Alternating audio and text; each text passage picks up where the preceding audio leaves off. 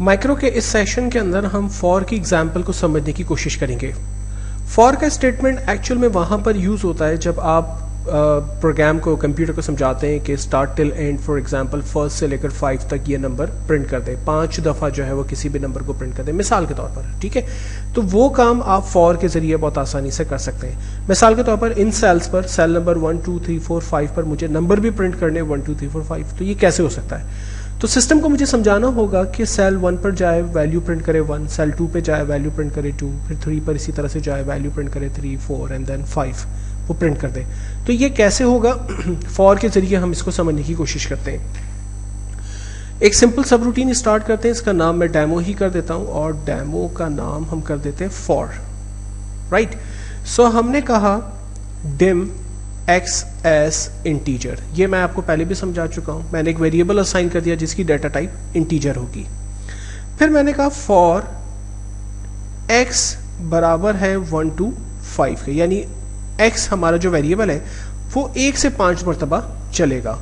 ठीक है, और उसमें 5 तक वैल्यू स्टोर होगी। पहली दफ़ा जब वो चलेगा तो उसमें पहली वैल्यू होगी 1, फिर सेकंड टाइम जब रन होगा तो सेकंड वैल्यू आ जाएगी 2, फिर 3, देन फिर 4। और जब अगर इसमें ये 5 दफ़ा अगर चलेगा तो एक्चुअल में करेगा क्या? तो मैंने पहला सपोज बता दिया ऐसे कि मैसेज बॉक्स में प्रिंट कर दे एक्स को, और ये चूंकि बार बार चलता रहे इसलिए मैंने कह दिया नेक्स्ट एक्स। नेक्स्ट एक्स उसे क्या करेगा? दोबारा से फॉर के पास भेजेगा। तो पहली दफ़ा जब ये स्टेटमेंट चलेगी तो एक्स के पास पहली वैल्यू क्या होगी? 1 को लेके वो मैसेज बॉक्स में आएगा, मैसेज बॉक्स प्रिंट करेगा एक्स को, एक्स में क्या मिलेगा उसे? 1, तो वो 1 प्रिंट करेगा।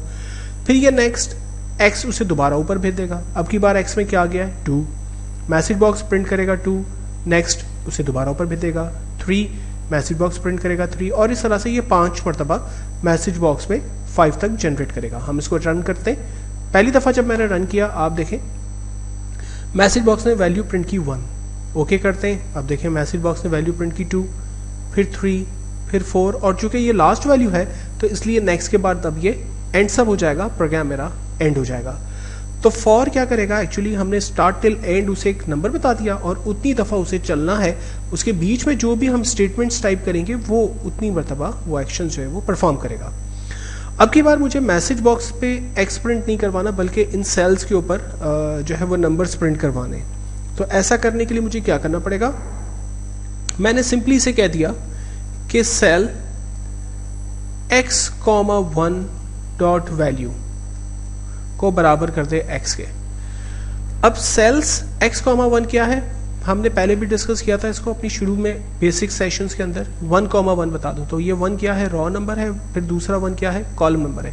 यानी रॉ नंबर 1 कॉलम नंबर 1 पे वैल्यू प्रिंट कर दे x, तो x में पहली दफा क्या पड़ा होगा? 1, तो यहां पर आ जाएगा 1। नेक्स्ट x उसे दोबारा ऊपर भेजेगा 2। अब जब इसके पास 2 आ गया तो यहां पर सेल 1,1 पे दोबारा से प्रिंट कर देगा वो 2।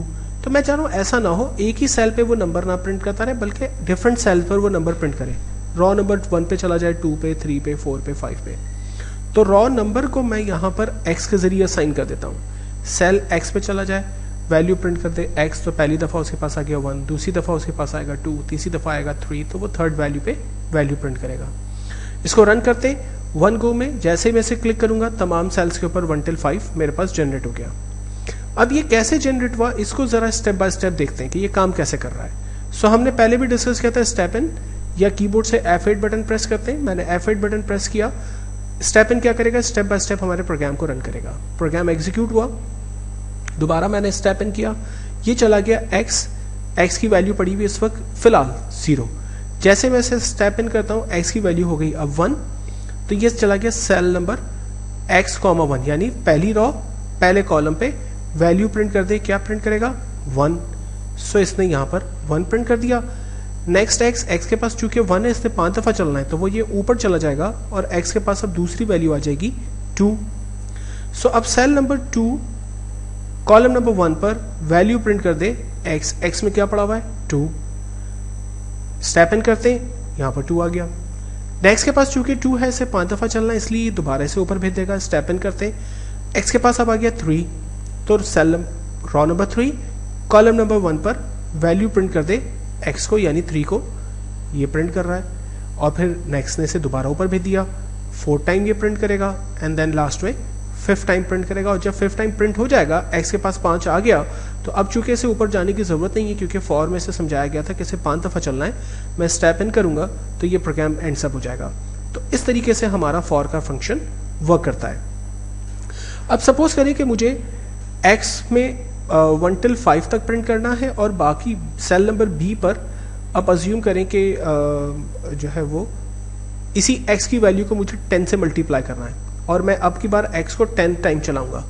ठीक है, तो पहला काम तो यह है कि x 1 till 5 की जगह चूंकि मुझे 10 टाइम्स रन करना है, सो मैंने कह दिया सेल को 10 टाइम रन करे।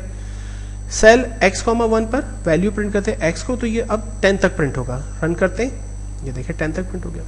लेकिन मुझे करना ये कि कॉलम b पर मुझे x को मल्टीप्लाई करना है 10 से, तो 10 का टेबल एक्चुअली जनरेट हो जाएगा। तो इसके लिए मुझे स्टेप्स का ख्याल रखना होगा। देखो पहला कॉलम हमारा यह है, अब ये हमारे दूसरे कॉलम के लिए स्टेटमेंट हम लिख रहे हैं। क्या लिख रहे हैं? सेल्स x कॉमा कौन सा कॉलम देंगे हम, कॉलम नंबर पूछ रहा है, मैंने कहा कॉलम नंबर 2 क्योंकि b हमारा क्या है, कॉलम 2 है, की वैल्यू को क्या कर दे, x मल्टीप्लाई बाय 10। ठीक है, तो पहली मरतबा जब आएगा तो 1 multiply by 10 equals to 10, second time चलेगा तो 2 मल्टीप्लाई बाय 10 इक्वल्स टू 20, फिर 30, देन 40, और इस तरह से मेरे पास 10 का टेबल जनरेट हो जाएगा। ठीक है, तो अगर इसी तरह से मुझे लाइक कोई और अगर मैसेज प्रिंट करना है, सो मैंने कह दिया x,3 की वैल्यू को बराबर कर दे फॉर एग्जाम्पल हेलो वर्ल्ड। सो ये क्या करेगा, कॉलम 3 पर 10 टाइम्स हेलो वर्ल्ड प्रिंट कर देगा।